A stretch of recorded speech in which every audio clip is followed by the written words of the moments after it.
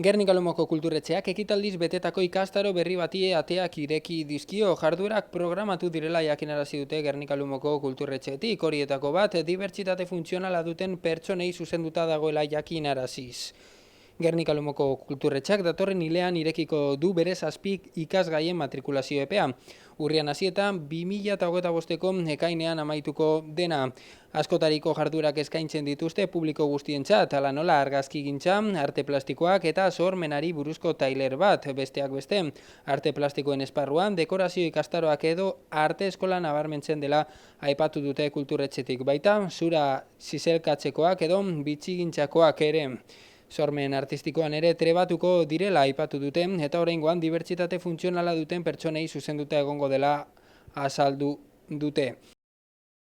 Argazkigintzaren zaleek 2 ekimen izango dituztela ere aipatu dute, bata kontaidazu irudi hau izenekoan, doako izango dena, eta tokiko ondare argazki ezberdinen bidez identifikatzea izango duena.